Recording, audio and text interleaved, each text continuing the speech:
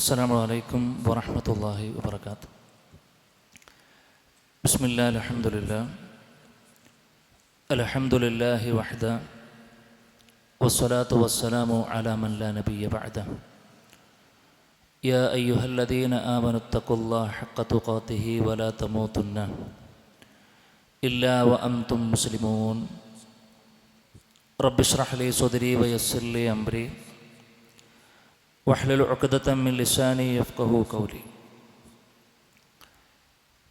സ്നേഹാദരണീയരായ സുഹൃത്തുക്കളെ, സഹോദരങ്ങളെ, അല്ലാഹു സുബ്ഹാനഹു വ തആലയുടെ നിയമങ്ങളും നിർദ്ദേശങ്ങളും ജീവിതത്തിൻ്റെ മുഴുവൻ മേഖലകളിലും പുലർത്തിയും പാലിച്ചും തഖ്വ മുറുകെ പിടിച്ചും മുന്നോട്ട് പോകുവാൻ ഞാനും നിങ്ങളും കഠിനമായി പരിശ്രമിക്കണം. ആ തൗഫീഖ് നിലനിന്ന് കിട്ടാൻ വേണ്ടി റഹ്മാനായ റബ്ബിനോട് നിരന്തരമായി പ്രാർത്ഥിക്കണം എന്ന് സൂചിപ്പിക്കുകയാണ്. അല്ലാഹു സുബ്ഹാനഹു വ തആല നാം നിർവഹിക്കുന്ന എല്ലാവിധ ഇബാദത്തുകളും നമ്മിൽ നിന്നും പരിപൂർണാർത്ഥത്തിൽ സ്വീകരിക്കുമാറാകട്ടെ. നമ്മളെല്ലാവരും നമസ്കാരത്തിൽ ഒരുപാട് വിഷയങ്ങളിൽ നിന്നും കാവലിന് ചോദിക്കാറുണ്ട്. സലാം വീട്ടുന്നതിന് തൊട്ട് മുൻപായി 4 പ്രധാനപ്പെട്ട കാര്യങ്ങളിൽ നിന്നും കാവലിന് ചോദിക്കുവാൻ നബി കരീം സല്ലല്ലാഹു അലൈഹി വസല്ലമ പഠിപ്പിക്കുകയും അവിടുന്ന് ഒരു പ്രാർത്ഥന നമ്മെ പഠിപ്പിക്കുകയും ചെയ്തു. നമ്മളെല്ലാവരും പറയുന്നതാണ്, അല്ലാഹുമ്മ ഇന്നി അഊദു ബിക മിൻ അദാബിൽ ഖബർ വമിൻ ഫിത്നത്തിൽ മഹ്യ വൽ മമാത് വമിൻ ഫിത്നത്തിൽ മസീഹി ദജ്ജാൽ. അല്ലേ? അതിൽ വമിൻ ഫിത്നത്തിൽ മഹ്യ എന്ന് പറഞ്ഞാൽ ജീവിതത്തിൻ്റെ പരീക്ഷണങ്ങളിൽ നിന്നുമാണ്. ജീവിതത്തിൻ്റെ പരീക്ഷണം എന്ന് പറയുമ്പോൾ ഒരുപാട് കാര്യങ്ങൾ നമ്മുടെ മനസ്സിലേക്ക് വരാറുണ്ട്. ശക്തമായ രൂപത്തിലുള്ള രോഗങ്ങൾ, അപകടങ്ങൾ തുടങ്ങി പരീക്ഷണം എന്ന വാക്ക് കേൾക്കുമ്പോൾ തന്നെ നമ്മുടെ മനസ്സിൽ സ്ഥാനം പിടിക്കുന്ന ഒരുപാട് കാര്യങ്ങളുണ്ട്. എന്നാൽ പണ്ഡിതന്മാർ വിശദീകരിച്ച ഒരു പ്രധാനപ്പെട്ട ഈ ലോകത്ത് നമ്മളെ ബാധിക്കുന്ന വളരെ ഗൗരവത്തിൽ നാം ശ്രദ്ധിക്കേണ്ട, കാവൽ ചോദിക്കേണ്ട ഒരു പരീക്ഷണമാണ് ശുബ്ഹാത്ത് എന്ന് പറയുന്നത്. എന്ന് പറഞ്ഞാൽ സംശയാസ്പദമായ കാര്യങ്ങൾ ഉണ്ടാവുക, പ്രത്യേകിച്ച് നമ്മുടെ ദീനിൽ. അല്ലാഹു സുബ്ഹാനഹു വ തആല നമുക്ക് നൽകിയ അനുഗ്രഹങ്ങളിലെ ഏറ്റവും പ്രധാനപ്പെട്ട ഒന്നായി നാം ദീനിനെ കണക്കാക്കുമ്പോൾ ആ ദീനനുസരിച്ച് കൊണ്ട് ജീവിച്ചെങ്കിൽ മാത്രമേ നാളെ പരലോകത്ത് രക്ഷപ്പെടാൻ കഴിയുകയുള്ളൂ എന്നൊക്കെ അടിയുറച്ച് വിശ്വസിക്കുന്നവരാണ് നമ്മൾ. പക്ഷെ നമുക്കറിയില്ല ഈ ദീനിൽ ചില അടിസ്ഥാന തത്വങ്ങളെക്കുറിച്ച് കുറച്ച് കഴിയുമ്പോൾ നമുക്ക് സംശയങ്ങൾ ഉണ്ടാവുമോ എന്നുള്ളത്. അത് പലപ്പോഴും അള്ളാഹുവിൻ്റെ റസൂൽ സ്വല്ലല്ലാഹു അലൈഹി വസല്ലമയുടെ കാലഘട്ടത്തിൽ തന്നെ ദീനിൻ്റെ ഉസൂലുകളെ സംബന്ധിച്ച് പലപ്പോഴും സംശയങ്ങൾ ഉണ്ടായിട്ട് ദീനിൽ നിന്ന് തന്നെ തെറിച്ചു പോകുന്ന സാഹചര്യങ്ങൾ പലപ്പോഴും ഉണ്ടായിട്ടുണ്ട്. അപ്പോൾ ഈ ഒരു അവസ്ഥ നമ്മുടെ ജീവിതത്തിലേക്ക് വരിക എന്ന് പറഞ്ഞാൽ അത് വലിയ ഗൗരവമുള്ളതായിക്കൂടെ നമ്മൾ കാണണം. അപ്പോൾ എന്തുകൊണ്ട് ഇസ്ലാമിക ലോകത്ത് ഒരുപാട് കക്ഷിത്വങ്ങളും മറ്റുമൊക്കെ ഉണ്ടായി ചോദിച്ചു കഴിഞ്ഞാൽ അതിൻ്റെ അസുലെന്താണ്? അതിൻ്റെ അസുല് ശുബ്ഹാത്താണ്. അവർക്കൊരു കാര്യം ശരിയാവണ്ണം ഗ്രഹിക്കാൻ കഴിയാതെ പോയി എന്നുള്ളതാണ്. പല ആളുകളും മുർത്തദ്ദുകളായി, കാഫിറുകളായി. അല്ലേ? നബി കരീം സല്ലല്ലാഹു അലൈഹി വസല്ലമയുടെ സദസ്സിൽ പോലും ഇരുന്ന് ദീന് പഠിക്കാൻ ഭാഗ്യം ലഭിച്ച അവിടങ്ങളിലുള്ള ആളുകൾക്ക് പോലും പിന്നീട് ദീനിനെക്കുറിച്ച് സംശയങ്ങൾ ഉടലെടുക്കുകയും ആ സംശയങ്ങൾ രൂഢമൂലമാവുകയും ആ സംശയത്തിലായിക്കൊണ്ട് മരിക്കുകയൊക്കെ ചെയ്ത സന്ദർഭങ്ങൾ ഉണ്ടായിട്ടുണ്ട്. അതുകൊണ്ട് അത് വലിയ വലിയ അപകടങ്ങൾ പണ്ട് മുതലേ ഉണ്ടാക്കിയിട്ടുണ്ട്. ഇന്ന് വിശിഷ്യ അതിൻ്റെ ഒരു അവസ്ഥ, സാഹചര്യം കൂടുതലാണ്. കാരണം നമ്മളൊക്കെ ഉപയോഗിക്കുന്ന സോഷ്യൽ മീഡിയകൾ തന്നെയാണ്. സോഷ്യൽ മീഡിയകൾ പലപ്പോഴും ഒരു വില്ലനായി വരാറുണ്ട്. പ്രത്യേകിച്ച് ഷോർട്സിലൂടെ, റീൽസിലൂടെ, അതേപോലെ തന്നെ ഷോർട്ട് ഫിലിമുകളിലൂടെ, അതേപോലെ തന്നെ സിനിമകളിലൂടെ, കോമഡികളിലൂടെ ഒക്കെ ദീനിൻ്റെ പല ഉസൂലുകളെയും കളിയാക്കിയിട്ടും അതിനൊക്കെ അരികുവൽക്കരിച്ചിട്ടുമൊക്കെയുള്ള പ്രമേയങ്ങൾ പലപ്പോഴും നമ്മൾ പോലും അറിയാതെ കേവലം ഒരു ലെഷർ ടൈമിന് ഒന്ന് ഉപയോഗിക്കാൻ വേണ്ടിയിട്ട് ചിലപ്പോൾ വല്ലതും കണ്ടതായിരിക്കാം. മനസ്സൊന്ന് സുഖപ്പെടുത്താൻ വേണ്ടിയിട്ട് പല ആളുകളും അങ്ങനെ പല സംഗതികളൊക്കെ കാണുമല്ലോ. അപ്പം അതിലൂടെ നമ്മുടെ ദീന് തന്നെ സംശയപ്പെട്ടു പോകുന്നൊരു സാഹചര്യം പലപ്പോഴും ഉണ്ട് എന്നുള്ളതാണ് സത്യം. ഇത് വെറുതെ പറയുന്ന കാര്യമില്ല. ഇപ്പം ഈ അടുത്ത് എന്നോടൊരു സുഹൃത്ത് തൻ്റെ മഹലിലുള്ള ഒരു തലമുതിർന്ന ഒരു സഹോദരനെ കുറിച്ച് പറഞ്ഞെന്താണെന്നറിയും. അദ്ദേഹം ആ നാട്ടിൽ ജമാഅത്തുകൾക്കൊക്കെ വളരെ കൃത്യമായി പള്ളി എന്ന് പറഞ്ഞാൽ ഖൽബുഹു മുഅല്ലഖും ബിൽ മസാജിദ് സാധനം നമ്മൾ പറയാറുണ്ടല്ലോ അല്ലേ. അർശിൻ്റെ തണൽ കിട്ടുന്ന മഹാഭാഗ്യന്മാരാണ് ഹൃദയത്തിൽ പള്ളികളെ കൊണ്ട് നടക്കുന്ന ആൾ. അപ്പം അദ്ദേഹം പറയാണ്, എൻ്റെ നാട്ടിൽ ആ നിലക്ക് ജമാഅത്തിൽ വളരെ പെർഫെക്റ്റ് ആയിക്കൊണ്ട് എപ്പോഴും ഉണ്ടായിരുന്നൊരു കാക്ക, ഒരു ഒരു ഒരു ഒരു വളരെ പ്രായം ചെന്നൊരു മനുഷ്യൻ, തല നരച്ചിട്ടുള്ളൊരു മനുഷ്യൻ. അപ്പം തല നരച്ചെന്ന് പറയുമ്പോൾ അത്ര പ്രായമുണ്ട് നമ്മൾ ആലോചിക്കണം അല്ലേ. അപ്പം അത്രയൊക്കെ ആയിട്ട് അത്ര കാലം വരെ വളരെ പെർഫെക്റ്റായി ദീന് കൊണ്ട് നടന്ന മനുഷ്യൻ പതിയെ പതിയെ പള്ളികളിലേക്ക് കാണുന്നില്ല. കുറച്ച് കഴിഞ്ഞപ്പോൾ ജമാഅത്തിന് തന്നെ തീരെ വരാതെയായി. പിന്നെ അന്വേഷിച്ചപ്പോൾ നിസ്കാരം തന്നെ ഒഴിവാക്കിയെന്നാണ്. അപ്പം അദ്ദേഹത്തോട് ചോദിച്ചു എന്തേ കാരണം എന്ന് ചോദിച്ചപ്പോൾ എന്താ ഇപ്പോൾ കുറേ നിസ്കരിച്ചിട്ട്. അപ്പോൾ എന്താ ഇപ്പം അങ്ങനെ ഉണ്ടാകാനുള്ള കാരണത്തെക്കുറിച്ച് ഇത്ര വളരെ കണിശതയോടുകൂടെ ഇബാദത്തുകൾ കൊണ്ടു നടന്നൊരു മനുഷ്യൻ എന്തുകൊണ്ട് ഇങ്ങനെ പറയുന്നു എന്നൊരു കാരണത്തെക്കുറിച്ച് ചിന്തിച്ചപ്പോഴാണ് അദ്ദേഹത്തിൻ്റെ കൈകളിലുള്ള മൊബൈൽ യാതൊരുവിധ ലക്ഷ്യങ്ങളില്ലാതെ ഇങ്ങനെ വെറുതെ സ്ക്രോൾ ചെയ്യുന്ന സമയത്ത് ഏതൊക്കെയോ ചില നിരീശ്വരവാദികളുടെയും എക്സ് മുസ്ലിംസിൻ്റെയും പല സൈറ്റുകളിലേക്കും വീഡിയോകളിലേക്കും അദ്ദേഹം ഇങ്ങനെ ഏതോ 1-2 വീഡിയോകൾ ഇങ്ങനെ കണ്ടു. പിന്നെ അതിങ്ങനെ കണ്ട് അതിൽ പറയുന്ന വിഷലിപ്തമായ ചിന്തകൾ ഇദ്ദേഹത്തിൻ്റെ മനസ്സിനെ സ്വാധീനിച്ച് പീഡിക്കണ പണിയൊന്നും വലിയ അതൊന്നുമില്ലാത്തതാണ് എന്നൊരു ധാരണ അദ്ദേഹത്തിൻ്റെ മനസ്സിലേക്ക് വന്ന് നഊദു ബില്ലാഹ് അദ്ദേഹം ആ ഒരു തെറ്റായ റൂട്ടിലൂടെ പോയിക്കൊണ്ടിരിക്കുകയാണെന്നാണ്. ഇപ്പോൾ അദ്ദേഹത്തിൻ്റെ അവസ്ഥ എന്താണെന്നറിയില്ല. അദ്ദേഹം ഹിദായത്ത് തിരിച്ചു കൊടുക്കുമാറാകട്ടെ. ഞാൻ പറഞ്ഞ ആലോചിക്കുക, നിങ്ങൾ വെറുതെ ഇങ്ങനെ ഇരിക്കുന്ന സമയത്ത് സിറ്റൗട്ടിൻ്റെ ഉള്ളിൽ ഇങ്ങനെ ഇരിക്കുന്ന സമയത്ത് ഇങ്ങനെ വെറുതെ ഇങ്ങനെ കയറി നോക്കി എപ്പോൾ സംഭവിച്ച സംഭവമാണിത്. ഈ അടുത്ത് ഒരു സുഹൃത്ത് വിളിച്ചിട്ടുണ്ടായിരുന്നു. അപ്പോൾ അദ്ദേഹം പറഞ്ഞു, ഉസ്താദെ ഭയങ്കര സംശയമാണ് പറഞ്ഞു. അപ്പം എന്താ സംശയം? അപ്പോൾ അദ്ദേഹത്തിൻ്റെ വീട്ടിലേക്ക് വന്ന ഒരു മനുഷ്യൻ വിരുന്ന് വന്നൊരു ചങ്ങായിയാണ്. അപ്പം അദ്ദേഹം വേറെ എന്തൊക്കെയോ ചില ആദർശങ്ങൾ പേര് നടക്കുന്ന ആളാണ്.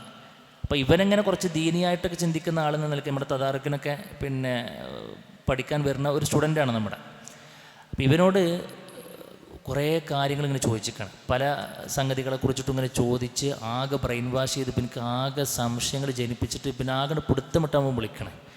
പക്ഷേ വേഗം പറഞ്ഞൊരു മനസ്സിനൊക്കെ ആകെ ഇടങ്ങറാകുന്നതാണ് അവൻ്റെ ഒരു കണ്ടീഷൻ. അപ്പോൾ നമ്മൾ ആ കാര്യം പറഞ്ഞപ്പോൾ എനിക്ക് റാഹത്തായി. ഞാൻ പറഞ്ഞെന്ന് വെച്ച് കഴിഞ്ഞാൽ അങ്ങനത്തെ ഒരു സാഹചര്യം ഇല്ലെങ്കിലോ, ഒരു പണ്ഡിതാവലംബം ഇല്ലെങ്കിലോ, ചോദിച്ച് ക്ലിയറായി മനസ്സിലാക്കാൻ പറ്റുന്നൊരു സാഹചര്യം ഇല്ലെങ്കിലോ പല ആളുകളും പെട്ടുപോകുന്നുള്ളതാണ് പറയാനുള്ളത്. ഇത് ഏതെങ്കിലും 1-2 വ്യക്തിയിൽ മാത്രം ഒതുങ്ങി നിൽക്കുന്നതല്ല. സോഷ്യൽ മീഡിയയുടെ സ്വാധീനം, തഅ്സീർ, ഇൻഫ്ലുവൻസ് എവിടെയൊക്കെയുണ്ടോ അവിടങ്ങളിലെല്ലാം ഇത് സംഭവിക്കുന്നുണ്ട് എന്നുള്ളതാണ് സത്യം. ഇപ്പോൾ ഈ അടുത്ത് ഈ ക്യാമ്പസിലേക്ക് പോയിട്ട് ഇൻ്റർവ്യൂ നടത്തുമല്ലോ, ക്യാമ്പസിലേക്ക് പോയിട്ട് അവരുടെ അഭിപ്രായങ്ങൾ ചോദിക്കുന്നുണ്ടല്ലോ. അപ്പോൾ ഒരു സഹോദരി, ഒരു മുസ്ലിമത്തായ ഒരു സഹോദരി, അവൾക്ക് ഈ സോഷ്യൽ മീഡിയയിലൊക്കെ കാണുന്ന രൂപത്തിലുള്ള പിന്നെ വ്യതിയാന ആദർശ രംഗത്തെ ഈ ലിബറൽ ചിന്താഗതികൾക്കുമായിക്കൊണ്ട് പുലരണം എന്നുള്ളതും ആ നിലക്കാളുടെ ലൈഫ് മാറ്റണം എന്നൊക്കെ അതിയായ ആഗ്രഹമുണ്ട്. പക്ഷെ വാപ്പിമ്മയാണ് തടസ്സം. ഓലിപ്പോഴും ആ പഴയ 6-ാം നൂറ്റാണ്ടിന് വണ്ടി കിട്ടാത്തവരാണെന്നാണ് പറയുക. അപ്പോൾ എങ്ങനെയാണ് ഇതിലേക്ക് എത്തിപ്പെട്ടതെന്ന് ചോദിച്ചു കഴിഞ്ഞാൽ നമ്മുടെ അടുക്കള വരെ ഇന്ന് സോഷ്യൽ മീഡിയ ഭരിച്ചുകൊണ്ടിരിക്കുകയാണ് അല്ലേ. ഒരു കറി ഉണ്ടാക്കുന്നിടത്ത് വരെ സോഷ്യൽ മീഡിയയാണ് ഇന്ന് ഡ്രൈവറായിട്ട് വർത്തിച്ചുകൊണ്ടിരിക്കുന്നത്. അവിടങ്ങളിൽ എല്ലാം ഈ പറയപ്പെട്ട വിഷലിപ്തമായ ചിന്താഗതികൾ, ആദർശ വ്യതിയാനങ്ങൾ ആളുകൾ പതിയെ കേട്ട് മതത്തെക്കുറിച്ച് സംശയാസ്പദമായ അവസ്ഥകളിലേക്ക് പോകുന്നൊരു സാഹചര്യം ഉണ്ട് എന്നുള്ളതാണ് സത്യം. അപ്പോൾ ഇത്തരമൊരു ഘട്ടത്തിൽ നമ്മൾ എന്ത് നിലപാട് സ്വീകരിക്കണം എന്നത് വളരെ ഗൗരവത്തിൽ നാം ചിന്തിക്കേണ്ട കാര്യമാണ്. കാരണം എന്താ, നമുക്ക് നഷ്ടപ്പെട്ടേക്കാവുന്ന നിഅമത്തിൽ വെച്ച് ഏറ്റവും വലുതേതാ? നമ്മുടെ ദീനാണ് അല്ലേ. ദീന് നഷ്ടപ്പെട്ടില്ല, ബാക്കി ഒരുപാട് നഷ്ടങ്ങളുണ്ടായി. നമുക്ക് ശരിക്കും പറഞ്ഞ വല്ല നഷ്ടമുണ്ടോ? ദീന് നമ്മുടെ കൈകളിൽ ഭദ്രമാണ്. നമ്മുടെ വീടും നമ്മുടെ ബാക്കിയുള്ള സംഗതികളൊക്കെ ഇപ്പോൾ നഷ്ടപ്പെട്ടു. ഇപ്പോൾ നമ്മുടെ വയനാട് ദുരന്തം ഉണ്ടായി, 1 സെക്കൻഡ് കൊണ്ട് എല്ലാം പോയില്ലേ? എല്ലാം പോയി. അങ്ങനത്തെ ഒരു സാഹചര്യം വന്നാലും ആദർശം ബാക്കിയുണ്ടെങ്കിലോ അതൊരു ഒരു പിടിവള്ളിയാണല്ലോ അല്ലേ? എന്ത് നഷ്ടപ്പെട്ട് കഴിഞ്ഞാൽ ദീന് നഷ്ടപ്പെടാൻ പാടില്ല എന്ന് ചിന്തിക്കാൻ നമുക്ക് കഴിയണം. ദീന് നഷ്ടപ്പെട്ടിട്ട് വേറെ എന്തുണ്ടായിട്ടും കാര്യമില്ല എന്ന് നമ്മൾ മനസ്സിലാക്കണം. അതുകൊണ്ട് പ്രിയപ്പെട്ട സുഹൃത്തുക്കളെ, ഈ ഒരു വിഷയം വളരെ ഗൗരവത്തിൽ നമ്മൾ കാണണമെന്നാണ് പറയാനുള്ളത്. അതുകൊണ്ടാണ് പിന്നെ സ്വാലിഹ് ബിൻ അബ്ദുൽ അസീസ് അസിന്ദി റഹ്മത്തുള്ളാഹി അലൈഹി അദ്ദേഹം വളരെ ബൃഹത്തായൊരു ഗ്രന്ഥം, ആ ഗ്രന്ഥത്തിൻ്റെ ക്ലാസ്സാണ് സ്ഥിരമായി നമ്മൾ കേട്ടുകൊണ്ടിരിക്കുന്നത്. അതിൽ അദ്ദേഹം ചർച്ച ചെയ്യുന്ന ഏറ്റവും പ്രധാനപ്പെട്ട കാര്യമാണ് അൽ മൻഹജു ശർഈ ഫീ തആമുലിൽ മുസ്ലിമി മഅ ശുബ്ഹാത്തി അല്ലതി തതഅല്ലഖു ബിദീനിഹി. ഒരു മനുഷ്യൻക്ക് മതപരമായി കൊണ്ട് എന്തെങ്കിലും സംശയങ്ങൾ ഉടലെടുക്കുക എന്ന ഒരു വിഷയത്തിൽ അവൻ സ്വീകരിക്കേണ്ട ഏറ്റവും കൃത്യമായ റൂട്ട് എന്ത് എന്ന് അദ്ദേഹം പറയുന്നുണ്ട്. ഈ വിഷയത്തെ നമ്മൾ എങ്ങനെ കൈകാര്യം ചെയ്യണം? ഇത്തരമൊരു വിഷയങ്ങൾ സാർവത്രികമായി നടന്നുകൊണ്ടിരിക്കുമ്പോൾ നമ്മുടെ ഒരു മനഹജ് എന്താണ്, നമ്മുടെ റൂട്ട് എന്തായിരിക്കണം? അദ്ദേഹം പറഞ്ഞു വെച്ച ഏതാനും ചില പോയിന്റുകൾ വളരെ വേഗത്തിൽ പറഞ്ഞ് ഞാൻ അവസാനിപ്പിക്കും. ഒന്ന്, അദ്ദേഹം പറഞ്ഞത് 2 അവസ്ഥകളുണ്ട് എന്നുള്ളതാണ്. ഇത്തരം വിഷയങ്ങൾക്ക് മുമ്പിൽ 2 അവസ്ഥകളുണ്ട്. ഒന്നെന്താ വെച്ച് കഴിഞ്ഞാൽ ആരോഗ്യകരമായ ഒരവസ്ഥയാണ്, അൽ ഹാലത്തു സിഹിയ എന്ന് പറയും. ഇത് ആരോഗ്യകരമായ അവസ്ഥ എന്ന് പറഞ്ഞാൽ വളരെ സേഫായൊരവസ്ഥ. എന്താ സേഫായ അവസ്ഥ എന്ന് പറഞ്ഞാൽ ഇത്തരം ഒരു വിഷയത്തിലേക്ക് നമ്മൾ പോകാതിരിക്കുക എന്നുള്ളതാണ്. പരിപൂർണമായിക്കൊണ്ടും ഇത്തരം ആദർശമുള്ള, ഇത്തരം നമ്മുടെ മനസ്സിലേക്ക് ശുഭഹത്തിട്ട് തരാൻ കെൽപ്പുള്ള ഈ പറയപ്പെട്ട ടീമിൽ നിന്നും എല്ലാ നിലക്കും നമ്മൾ ഒഴിവാക്കുക എന്നുള്ളതാണ്. അവരുടെ ഒരു വീഡിയോ പോലും നമ്മൾ കാണാതിരിക്കുക, അവരുടെ ഷോർട്സ് പോലും റീൽസ് പോലും നമ്മൾ കാണാതിരിക്കുക. ചില ആളുകൾക്കുണ്ടാവും, എന്താ പോലും പറയുന്നത് നോക്കട്ടെ, ഓലിപ്പം എന്താ പറയുന്നത് നമ്മൾ കണ്ടോക്കട്ടെ അല്ലേ? അങ്ങനെ ഉണ്ടാവും ചില ആളുകൾക്കൊരു അമിത ആവേശം. എന്നിട്ട് എന്താണ് 2 വീഡിയോ കാണുമ്പോഴേക്കും ഓൻ്റെ എനർജി പോയിട്ടുണ്ടാവും. പടച്ചോനെ കഴിഞ്ഞല്ലോ എന്നുള്ള അടുത്തേക്ക് എത്തും. അത് പറ്റൂല. അപ്പോൾ ഏറ്റവും സേഫ് എന്താണെന്ന് വെച്ച് കഴിഞ്ഞാൽ ഇങ്ങനത്തെ ടീമാണോ അവരുടെ വാക്കുകൾക്ക് നാം മുഖം കൊടുക്കാതിരിക്കുക, ചെവി കൊടുക്കാതിരിക്കുക, അവരുടെ പുസ്തകങ്ങൾ, വീഡിയോകൾ, സൈറ്റുകളൊന്നും സന്ദർശിക്കാതിരിക്കുക എന്നുള്ളതാണ് ഷെയ്ഖ് നമ്മളെ പഠിപ്പിക്കുന്ന ഒന്നാമത്തെ സേഫായൊരു മെത്തേഡ്. അതിൽ അടിയുറച്ച് നിൽക്കാൻ നമുക്ക് കഴിഞ്ഞാൽ അൽഹംദുലില്ലാഹ്. അങ്ങനത്തെ ഒരു സംഗതിയാണോ ഉടനെ നമ്മൾ ഒഴിവാക്കാം. അപ്പോൾ ഞാൻ നാളിങ്ങനെ ഫേസ്ബുക്കിൽ എന്തോ ഒരു സാധനം തിരഞ്ഞെടുക്കുന്ന സമയത്തുണ്ട് ഒരു ചർച്ച. അപ്പോൾ ജസ്റ്റ് നിന്നെ കേട്ടോക്കിയതാണ്. അപ്പോൾ എന്താ, ഖബർ ശിക്ഷയുമായി ബന്ധപ്പെട്ടാണ് ചർച്ച. ഏതൊക്കെ ചില ചെറുക്കന്മാരൊന്നും കണ്ട് ഇങ്ങനെ ചർച്ച ചെയ്യാണ്. അതിലിങ്ങനെ വളരെ ഹാസ്യരൂപത്തിലാണ് അവതരിപ്പിക്കുന്നത്. ഖബർ പണ്ട് വിശാലാകാന്ന് പറഞ്ഞു കഴിഞ്ഞാൽ സൈഡിലുള്ളവരെങ്ങനെ കിടക്കുകയെന്ന് അരച്ചു കേൾക്കും. ഓനൊക്കെ ഏത് റേഞ്ചിലുള്ളത് എന്നുള്ളത്. അപ്പോൾ അടിയിൽ കമൻറ്റ് സെക്ഷനിൽ വായിച്ചു നോക്കി നമുക്ക് മനസ്സിലാവും, ശരി തന്നെയാണല്ലോ മൂപ്പര് പറഞ്ഞത് എന്ന്. ഭയങ്കര ശരിയായല്ലോ അല്ലേ? ഓല് വിചാരിക്കണേ ഈ ഇതാണിപ്പോൾ ഇനിയിപ്പോൾ ഖബറെന്ന് പറഞ്ഞാൽ വെക്കാൻ കിട്ടിയോനിക്കല്ലേ ഇപ്പോൾ 6 അടി മണ്ണുള്ളൂ. നമ്മൾ വിശ്വസിക്കണം എന്താ, കത്തിച്ചാമ്പലായി പോയവനക്ക് പോലും ബർസഖിന് ലോകമുണ്ട് എന്നുള്ളതല്ലേ? അപ്പോൾ അവിടുത്തെ സ്പേസ് ഇവൻ എങ്ങനെ മാനേജ് ചെയ്യുക? അപ്പോൾ എന്താ വെച്ച് കഴിഞ്ഞാൽ ഇതിങ്ങനെ ചർച്ച ചെയ്യുമ്പോൾ ഭയങ്കര വലിയ പബ്ലിസിറ്റി കൊടുത്തുകൊണ്ട് ചർച്ച. അപ്പോൾ ഇതിൻ്റെ അടിയിൽ പോയിട്ട് ഇതിങ്ങനെ കേൾക്കുകയാണ്. അപ്പോൾ നമ്മൾ അങ്ങനത്തെ ടീമിനെ കണ്ടാൽ തന്നെ എന്താക്കുക, അതങ്ങോട്ട് ഒഴിവാക്കുക. അവരെന്താ പറയുന്നത് കേൾക്കട്ടെ എന്ന് പോലും നോക്കാതിരിക്കലാണ് നമ്മളെ സംബന്ധിച്ചിടത്തോളം ഏറ്റവും സേഫായി സോൺ എന്ന് ഷെയ്ഖ് നമ്മളെ പഠിപ്പിക്കുകയാണ്. അതിനെന്താ തെളിവ്? റഹ്മാനായ റബ്ബനെ പറഞ്ഞല്ലോ, വഇദാ റഅയ്തല്ലദീന യഖൂദൂന ഫീ ആയാതിനാ ഫഅഅരിദ് അൻഹും ഹത്താ യഖൂദൂ ഫീ ഹദീസിൻ ഗൈരി. എന്താ, നമ്മുടെ ദൃഷ്ടാന്തങ്ങളെ അപഹസിക്കുന്നതിൽ മുഴുകിയവരെ നീ കാണുകയാണെങ്കിൽ നീ എന്താക്കണം? ഫഅഅരിദ് അൻഹും, അവരെങ്ങനെ പോയി നോക്കണം എന്ന് പറഞ്ഞ് അല്ല, അവരെന്താക്കണം? നമ്മൾ തിരിഞ്ഞു പോകണം എന്നാണ്, വേഗം പോകണം എന്നാണ്. ഫഅഅരിദ് എന്ന് പറഞ്ഞാൽ നിങ്ങൾക്കറിയാം, ആയിരം എന്ന് പറഞ്ഞാൽ എന്താ? ഫെയിൽ അംബ്രാണ് അല്ലേ? കൽപ്പനാക്രിയയാണ്. ഈ കൽപ്പനാക്രിയൻ്റെ പത്ത് എന്താ? അൽ അംറു യഖ്തളി അൽ വുജൂബ്. എന്താ, ഒരു അമ്ര വന്നിട്ടുണ്ടെങ്കിൽ അത് നിർബന്ധത്തെ കുറിക്കുന്നു എന്നാണ്. ഫഅരിൽ എന്ന് അള്ളയാണ് പറഞ്ഞത്, നിങ്ങൾ ഒഴിവാക്കണം, തിരിഞ്ഞു പോകണം എന്ന് റഹ്മാനായ റബ്ബ് പറയുമ്പോൾ നമുക്ക് ഏറ്റവും സേഫ് എന്താ? അങ്ങനത്തെ ഒരു ഏർപ്പാടിലേക്കും എത്തി നോക്കാതെ വേഗം വണ്ടി വിടലാണ് എപ്പോഴും സേഫ് എന്നാണ് ഷെയ്ഖ് നമ്മളെ പഠിപ്പിക്കുന്നത്. നമ്മളൊക്കെ പലതിൽ നിന്നും അകലം പാലിക്കുന്ന ആളുകളല്ലേ അല്ലേ? ഇപ്പോൾ നമ്മളിങ്ങനെ വെള്ള ഡ്രസ്സൊക്കെ ഇട്ട് വരികയാണെന്നുണ്ടെങ്കിൽ, ഇപ്പോൾ നമ്മളിപ്പോൾ ഇങ്ങനെ പോകുന്ന സമയത്ത് അവിടെ കുറച്ച് ചളി ഉണ്ടെന്നുണ്ടെങ്കിൽ എന്ത് ചെയ്യും?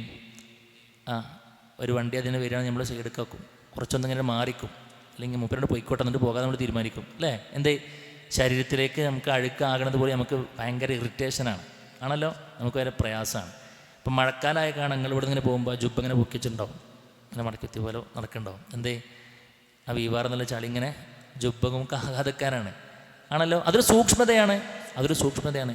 കേവലം ശരീരത്തിലേക്കും വസ്ത്രത്തിലേക്കും ഈ പറയപ്പെട്ട ഒന്ന് വെള്ളം ഒഴിച്ചാൽ പോകാവുന്ന ചളിയാകുന്നത് പോലും പ്രയാസത്തോടു കൂടെ കാണുന്നവരാണ് ഞാനും നിങ്ങളുമെങ്കിൽ ഈ പറയപ്പെട്ട അഴുക്കുകൾ പറ്റുന്നത് നമ്മുടെ ഹൃദയത്തിനാണ്. അത് പറ്റിക്കഴിഞ്ഞാൽ ഒരു പക്ഷേ 1-2 വാഷിങ്ങിനെ കൊണ്ട് എന്താവില്ല, അത് കഴുകിക്കളയാൻ പറ്റിക്കൊള്ളുന്നുണ്ടാവില്ല. പിശാച് നല്ലോണം പിടികൂടാൻ ചാൻസ് ഉണ്ട് എന്നുള്ളതാണ് പറയാനുള്ളത്. അതുകൊണ്ട് തന്നെ നാശത്തിലേക്ക് അറിഞ്ഞുകൊണ്ട് നമ്മൾ പോകുന്നതിന് തുല്യമാണ് ഈ പറയപ്പെട്ട ടീമിൻ്റെ നമ്മൾ സബ്സ്ക്രൈബ് ചെയ്യണമെന്ന് പോലും ഉണ്ടാവില്ല. യൂട്യൂബ് അൽഗോരിതം എന്താ? നമ്മൾ 2 വീഡിയോ ഒരുമിച്ച് ഒരേപോലെ കണ്ടിട്ടുണ്ടെങ്കിൽ പിന്നെ മൂന്നാമത് വരുന്നത് ഓട്ടോമാറ്റിക് എന്താകും, ആ സംഗതിയായി മാറും. ചിലപ്പോൾ നമ്മൾ സെർച്ച് ചെയ്തത് യൂട്യൂബിലേക്ക് ഉണ്ടാകുക, പിന്നെ കാണാൻ കുറച്ച് നമ്മൾ അതുമായി ബന്ധപ്പെട്ട സാധനങ്ങളൊക്കെ നമ്മളിങ്ങനെ വാക്കിൽ ചർച്ച ചെയ്തിട്ട് പിന്നെ ഫേസ്ബുക്ക് തുറന്നാൽ കാണാതെ ആദ്യം വരുന്നത് ഇതെന്താ പടച്ചോനെ നമ്മൾ തോന്നും അല്ലേ. അപ്പോൾ നമ്മൾ ചിലപ്പോൾ വല്ല താരം പോകാനുള്ള വല്ല ടിപ്സൊക്കെ എന്തോ വെറുതെ ഇങ്ങനെ ഒരു സംഗതിയൊക്കെ നോക്കിയിട്ട് ഇങ്ങനെ ഇറങ്ങുമ്പോൾ കാണാം യൂട്യൂബിലേക്ക് നമ്മൾ തപ്പിണ്ടാകുക. പിന്നെ ഇങ്ങനെ ഇറങ്ങിയിട്ട് നമ്മൾ ഫേസ്ബുക്ക് നോക്കുമ്പോൾ താങ്കൾക്ക് താരനുണ്ടോ, പോകാൻ ഞങ്ങൾ ബന്ധപ്പെടുക. ഇന്നലെ എനിക്ക് സംഭവിച്ച സംഭവമാണ് ഞാൻ പറയണത്. ഇന്നലെ സംഭവിച്ചതാണ്. ഒരു സംഗതിനെ കണ്ടപ്പോൾ അതിങ്ങനെ നോക്കിയൊക്കെ ഇതൊക്കെ പോകാൻ ഇതിപ്പോൾ എന്താ പണിച്ച് വെറുതെ അങ്ങനെ നോക്കിയതാണ്. പിന്നെ വെറുതെ ഫേസ്ബുക്കിൽ പണ്ട് ഇതന്നെ വരണേ. മറ്റൊരു അനുഭവം എന്താ അറിയോ, എന്നാൽ വെറുതെ ഇങ്ങനെ അങ്ങാടിക്ക് പോയ സമയത്ത് ഇതിൻ്റെ ഒരു നെറ്റ്വർക്കിംഗ് സംവിധാനത്തിൻ്റെ ആഴം നമ്മൾ അറിയാത്ത രൂപത്തിൽ നമ്മൾ എത്രത്തോളം സ്കാൻ ചെയ്യേണ്ടതെന്ന് എൻ്റെ ലൈഫിൽ ഞാൻ പറഞ്ഞ ഒരു അനുഭവം പറയണേ.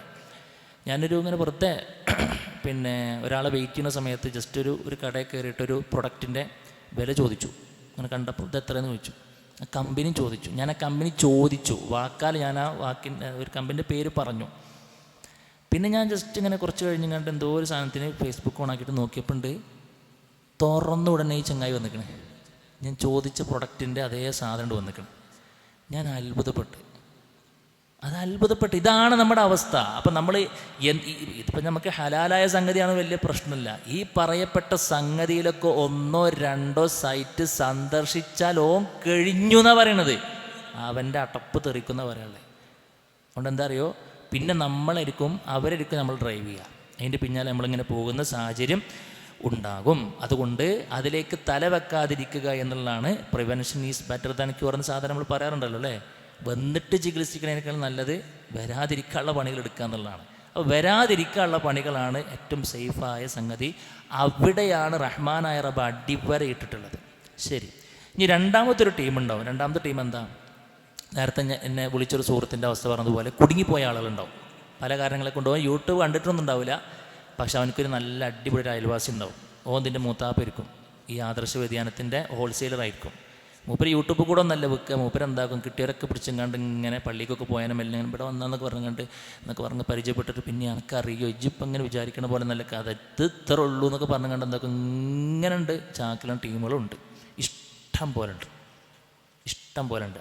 എന്നെ വിളിച്ച ആ സുഹൃത്ത് ഇങ്ങനെ എടുത്തെൻ്റെ വലയിൽപ്പെട്ടിട്ട് വിളിച്ചതാണ്. അപ്പോൾ എന്താ പറയുക, ഞങ്ങൾ ഇങ്ങനെ കുടുങ്ങിപ്പോയ ആളുകളുണ്ടാവും. ചിലപ്പോൾ ഇങ്ങനെ കണ്ടു നോക്കിയപ്പോൾ ഇങ്ങനെ കണ്ട് നേരത്തെ പറഞ്ഞ മറ്റാൾ കുടുങ്ങിയ പോലെ ഏതോ 1-2 വീഡിയോ കണ്ട് കുടുങ്ങിപ്പോയവരുണ്ടാവും. ചിലപ്പോൾ ഇങ്ങനെ വാട്സപ്പിലേക്ക് ഇങ്ങനെ ഈ സംശയങ്ങൾക്കുള്ള മറുപടി നിങ്ങൾക്ക് അറിയുമോ എന്നിരിക്കുക ചോദ്യം ഉണ്ടാക്കുക. അപ്പോൾ എന്താണ് ആ സംശയം വെച്ച് കണ്ട് സംശയം വായിച്ചു തരിക്കും. അപ്പോഴായിരിക്കുക അള്ളാൻ്റെ ദീനിനെ ഇങ്ങനെ എന്താ പറയുക കൊത്തി മാന്തിൻ്റെ രൂപത്തിൽ സംശയമായിരിക്കും.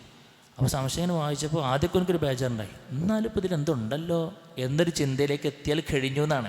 അപ്പോൾ ഇങ്ങനെയൊക്കെ നമ്മൾ ഒരിക്കലും വിചാരിക്കാതെ പല നിലക്ക് നമ്മുടെ മനസ്സിൽ സംശയങ്ങൾ കുടുങ്ങിപ്പോയ ആളുകളുണ്ടാവും. അവരോടാണ് ഷെയ്ഖ് ഒരു 5-6 പോയിന്റ് പറയണം കേട്ടോ. ഇനി ഇങ്ങനെ സംശയം കുടുങ്ങിപ്പോയ ഒരാൾ സ്വീകരിക്കേണ്ട നിലപാട് എന്താണ് എന്നൊരു 5-6 കാര്യങ്ങൾ പറഞ്ഞ് ഞാൻ അതുകൂടി പറഞ്ഞ് വേഗം അവസാനിപ്പിക്കാം. ഒന്നെന്താണെന്നറിയോ, നമുക്കിങ്ങനെ എന്തെങ്കിലും സംശയങ്ങൾ പുടലെടുത്തിട്ടുണ്ടെങ്കിൽ ആദ്യത്തെ സംഗതി എന്തായിരുന്നു, ആ ഭാഗത്തേക്ക് തിരിയാതിക്കുക എന്നുള്ളത് അല്ലേ. നമ്മൾ എങ്ങനെയെങ്കിലും അതിൽ പോയി പെട്ടെന്ന് കൂട്ടുക. അപ്പം ഇനി അടുത്ത സ്റ്റെപ്പ് എന്താണെന്ന് നമ്മളോട് പറയാൻ പോണത്. ഒന്നാമത്തെ കാര്യം, നമ്മുടെ ഈമാനിൻ്റെ ബലം നമ്മൾ കൂട്ടുക എന്നുള്ളതാണ്. ഇത് ഈമാനിൻ്റെ ബലം നമ്മൾ കൂട്ടുക. കുൻ മുതയഖിനൻ വ മുതമസ്സികൻ. എന്താ നമ്മളെന്താ മനസ്സിലാക്കേണ്ടത്? എൻ്റെ ദീന് ശരിയാണ് ആണല്ലോ. നമുക്ക് അടിസ്ഥാനപരമായിട്ട് നമ്മുടെ ദീനിനെ കുറിച്ച് വല്ല ഡൗട്ടുണ്ടോ? ഇന്നദ്ദീന ഇൻദല്ലാഹിൽ ഇസ്ലാം, അല്ലേ? എൻ്റെ ദീനൊരു പ്രശ്നമല്ല, അത് പക്കയാണ്. അതിനപ്പുറത്തുള്ള ആദർശങ്ങളൊക്കെ ബാത്തിലാണ് എന്ന് ക്ലിയറായിക്കൊണ്ട് ഉറച്ച് വിശ്വസിക്കുന്നുണ്ടെങ്കിൽ നമ്മൾ ഇങ്ങനത്തെ ഒരു സംശയം ഉണ്ടായിക്കഴിഞ്ഞാൽ എന്താലേന്ന് വിചാരിച്ചിങ്ങാണ്ട് നോക്കല്ല വേണ്ടേ. എനിക്ക് ഇതിൽ സംശയമുള്ളൂ, ഇതിനെന്തുണ്ട്? ഒരു മറുപടിയുണ്ട്. ഇതിനെന്തുണ്ട്? ഒരു മറുപടി ഉണ്ട്. അത് ഇപ്പോൾ എനിക്ക് മനസ്സിലായിട്ടില്ല എന്നേ ഉള്ളൂ. ഇൻഷാ അല്ലാഹ് ഞാനത് മനസ്സിലാക്കും. എൻ്റെ ദീനൊരു പ്രശ്നമല്ല, എൻ്റെ അറിവിനാണ് പ്രശ്നം. എൻ്റെ ജഹല് കൊണ്ട് എനിക്കത് തിരിയാതെ പോയതാണ്. എൻ്റെ ജഹല് കൊണ്ട് എനിക്കത് മനസ്സിലാകാതെ പോയതാണ്. എൻ്റെ ദീനിന് പ്രശ്നമില്ല, എൻ്റെ അറിവ് അവിടേക്ക് എത്തിയിട്ടില്ല. അതുകൊണ്ട് ഞാൻ എന്ത് ചെയ്യണം? അറിയുന്ന ആളുകളോട് പോയി അതെന്താക്കും? പഠിക്കും എന്നുള്ളതാണ്. അപ്പോൾ നമ്മളെന്താക്കി? നമ്മുടെ മനസ്സെന്താക്കി? സെറ്റായി, അല്ലേ? ഇങ്ങനത്തെ എന്തെങ്കിലും വന്നാൽ തന്നെ എന്തായി? പ്രശ്നമൊന്നുമില്ല, എനിക്കറിയാത്ത പ്രശ്നമായിരിക്കും, അല്ലാഹു ആലം, ഇൻഷാ അല്ലാഹ് നമുക്ക് പഠിക്കാമല്ലോ, അങ്ങനെ സംശയം ഉണ്ടെങ്കിൽ നമ്മൾ നോക്കി പഠിക്കാം എന്നുള്ളതാണ് നമ്മുടെ ഒന്നാമത്തെ നിലപാട്. രണ്ടാമത്തെ നിലപാട് എന്താണെന്നറിയോ? എന്തെങ്കിലും സംശയം ഉണ്ടെങ്കിൽ അള്ളാഹുവിനോട് ആത്മാർത്ഥമായിക്കൊണ്ട് കാവലിനെ ചോദിക്കണം എന്നാണ്. കാരണം ശുബ്ഹത്ത് വന്നാൽ അത് എത്ര നേരം നീണ്ടു നിൽക്കുന്നുവോ ക്യാൻസർ കണക്ക് എന്താവും? പിശാചിന് ഭയങ്കര ചട്ടുകാണത്. അതങ്ങണ്ട് അവന് ശരിക്കും ഉപയോഗപ്പെടുത്തും. അതുകൊണ്ട് നമ്മൾക്ക് പ്രാർത്ഥിക്കണം, റബ്ബന ലാ തുസിഅ ഖുലൂബന ബഅദ ഇദ് ഹദൈതന, അല്ലേ? അള്ളാഹു ഹിദായത്ത് നൽകിയതിന് ശേഷം എൻ്റെ ഹൃദയത്തെ നീ എന്താക്കരുത് റബ്ബേ, തെറ്റിച്ച് കളയരുതേ എന്ന് പറയാൻ കഴിയണമെന്നാണ്. കാരണം എന്താ?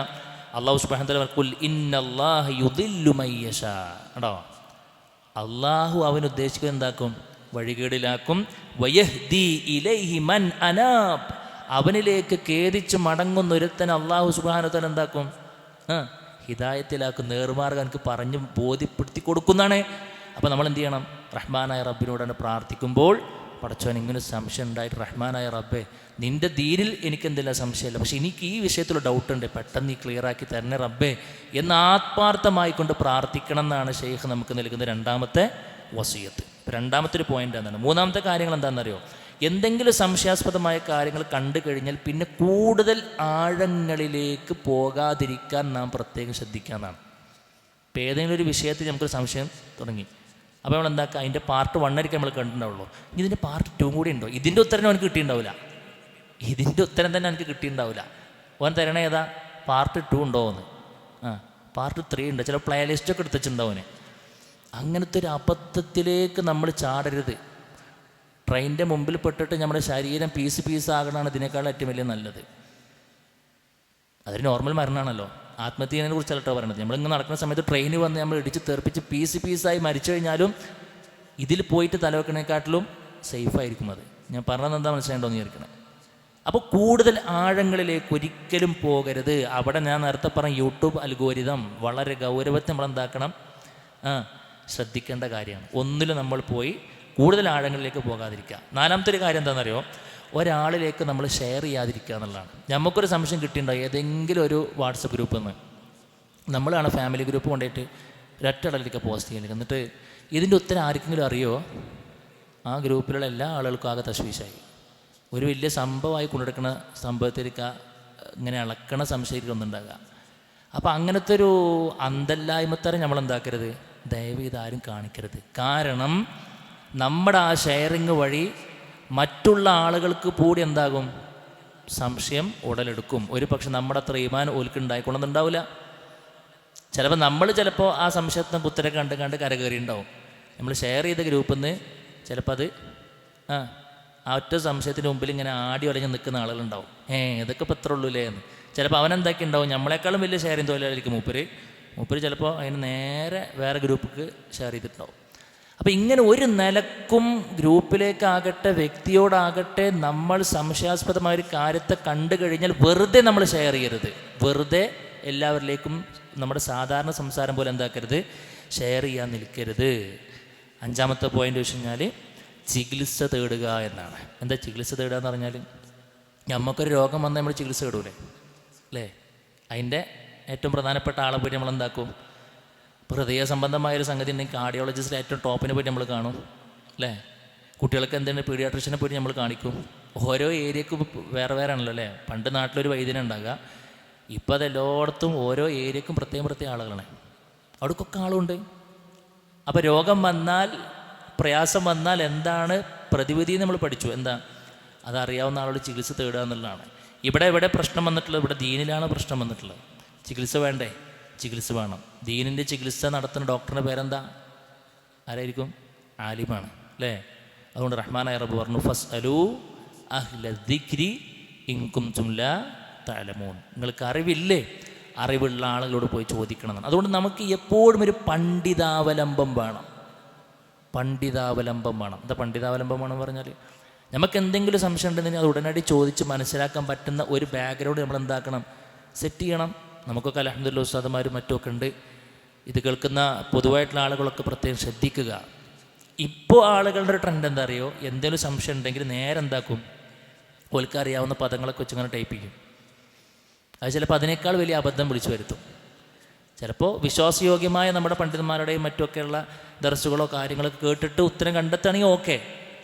അതല്ലാത്ത ടൈപ്പ് ചെയ്യുമ്പോൾ അവൻ്റെ മുമ്പിൽ വരുന്ന പ്രത്യക്ഷപ്പെടുന്ന എല്ലാം വിശ്വാസയോഗ്യമാണെന്ന് ധരിച്ചാൽ അത് വെളുക്കാൻ തേച്ചത് പാണ്ടാണെക്കാട്ടും വലിയ മരുന്ന് മാറി കുടിച്ചതിന് അവസ്ഥയായിരിക്കും ചിലപ്പോൾ ഉണ്ടാകുക. അതുകൊണ്ട് വിശ്വാസയോഗ്യമായ പണ്ഡിത സ്രോതസ്സുകളിൽ നിന്നും നമ്മൾക്ക് ബാധിച്ച സംശയങ്ങൾക്കുള്ള ആ ഒരു പോംവഴി മരുന്ന് നമ്മൾ കണ്ടെത്തണം എന്നുള്ളതാണ് അതിൽ അവസാനമായി കൊണ്ട് സൂചിപ്പിക്കാനുള്ളത്. അവസാനത്തെ ഒരു കാര്യം എന്താ വെച്ച് കഴിഞ്ഞാൽ, നേരത്തെ പറഞ്ഞ കാര്യം തന്നെയാണ്, ദീനിൻ്റെ സത്യസന്ധതയെ ശരിക്കും നമ്മൾ ഉൾക്കൊള്ളുക എന്നുള്ളത് തന്നെയാണ് ഏറ്റവും വലിയ അടിസ്ഥാനപരമായ ഉത്തരം. ഫമാ ബഅദൽ ഹഖ് ഇല്ല ളലാൽ. അല്ലേ? ഈ ഹക്കായ ദീനിന് അപ്പുറത്തുള്ളതെല്ലാം വഴികേടാണ്. ഇനി ആരൊക്കെ എന്തൊക്കെ പറഞ്ഞാലും അതെന്താണ്? ഖുർആനിനെതിരാണോ ഇത്? എങ്കിൽ ഈ പറഞ്ഞ തെറ്റാണ്. ഹദീസിനെതിരാണോ ഈ സംഭവം, ഈ സംശയം തെറ്റാണ് എന്ന് നമ്മൾ പൊതുവേ ഒരു ഉത്തരം കൊടുക്കുകയും എന്നിട്ട് സ്പെഷ്യലായിട്ട് നമ്മൾ ഈ പറയപ്പെട്ട ചോദ്യത്തിന് എന്താ മറുപടി നമ്മൾ എന്താക്കിയാൽ മതി? കണ്ടെത്തിയാൽ മതി എന്നുള്ളതാണ്. അപ്പോൾ ഇങ്ങനൊരു 5-6 കാര്യങ്ങളാണ് സംശയത്തിൽ പെട്ടുകഴിഞ്ഞാൽ നമ്മൾ ശ്രദ്ധിക്കേണ്ട നമ്മുടെ ഒരു മൻഹജ് എന്ന് പറയുന്നത്. വളരെ സിമ്പിളാണ്. പറഞ്ഞതിന് ചുരുക്കം, ശുബ്ഹാത്ത് എന്ന് പറഞ്ഞാൽ അള്ളാഹു നമുക്ക് നൽകിയ ഈ ദീനിനെ പൊളിച്ചു കളയുന്ന മാരകമായ, ദിനംപ്രതി നമ്മൾ കാവലിനെ ചോദിക്കേണ്ട ഏറ്റവും പ്രധാനപ്പെട്ട ഒരു കാര്യമാണ്. അത് ഏത് സമയവും നമ്മളിലേക്ക് പല നിലക്ക് വരാം. വിശിഷ്യ ആധുനിക കാലഘട്ടത്തിൽ സോഷ്യൽ മീഡിയയുടെ ഇൻഫ്ലുവൻസ് ഉള്ളത് കൊണ്ട് തന്നെ നമ്മളെ, നമ്മുടെ കുടുംബത്തിൽ ഓരോ അംഗങ്ങൾ, നമ്മുടെ മക്കൾക്കൊക്കെ അത് ബാധിക്കാം. അതുകൊണ്ട് വളരെ ഗൗരവത്തിൽ നമ്മൾ ശ്രദ്ധിക്കുക. നമ്മൾ നമ്മുടെ കുടുംബത്തിനൊക്കെ പറഞ്ഞ് ബോധ്യപ്പെടുത്തി കൊടുക്കേണ്ട രൂപം എന്ന് പറഞ്ഞാൽ, ഒന്ന് ഇത്തരം ആളുകളുടേതൊന്നും നമ്മൾ കേൾക്കാതിരിക്കുക എന്നുള്ളതാണ് ഒന്നാമത്തെ ഏറ്റവും പ്രധാനപ്പെട്ട നമ്മുടെ ഒരു മെത്തേഡ് എന്ന് പറയുന്നത്. രണ്ടാമത്, ഇനി എന്തെങ്കിലും സംശയങ്ങൾ ഉണ്ടെങ്കിൽ ഈ പറയപ്പെട്ട റൂട്ടിലൂടെ നമ്മൾ എന്താക്കണം? അതിനുള്ളൊരു പരിഹാരം കണ്ടെത്തിയാൽ അൽഹംദുലില്ലാഹ് നമുക്ക് ഇവിടെയും നാളെ പരലോകത്തും വിജയിക്കാൻ കഴിയും. ഇല്ല എങ്കിൽ നാളിതുവരെ ചെയ്തു കൂട്ടിയ മുഴുവൻ നന്മകളും മുർത്തത്താകുന്നതോടുകൂടെ എന്താവും? നഊദു ബില്ലാഹ് ഖസിറ ദുനിയ വൽ ആഖിറ. ദുനിയാവും നാളെ പരലോകം നഷ്ടപ്പെടുന്ന സാഹചര്യം ഉണ്ടാകും. അതില്ലാതിരിക്കാൻ നാം പ്രത്യേകം ശ്രദ്ധിക്കുക. അല്ലാഹു സുബ്ഹാനഹു വ തആല കൂടുതൽ പഠിക്കാനും മനസ്സിലാക്കിയതിനനുസരിച്ച് ജീവിതത്തെ ക്രമപ്പെടുത്തി മുന്നോട്ട് പോകാനുള്ള തൗഫീഖ് നമുക്കെല്ലാവർക്കും നൽകി അനുഗ്രഹിക്കുമാറാകട്ടെ. അല്ലാഹു സുബ്ഹാനഹു വ തആല ഇവിടെ ഒരുമിച്ച് കൂടിയതുപോലെ നാളെ അവൻ്റെ ജന്നാത്തുൽ ഫിർദൗസിലും ഒരുമിച്ചിരിക്കാനുള്ള തൗഫീഖ് നമുക്കെല്ലാവർക്കും നൽകി അനുഗ്രഹിക്കുമാറാകട്ടെ. أقول قولي هذا أستغفر الله لي ولكم ولجميع المسلمين واستغفر من كل ذنب إنه هو الغفور الرحيم وآخر دعوانا الحمد لله رب العالمين. السلام عليكم ورحمة الله وبركاته.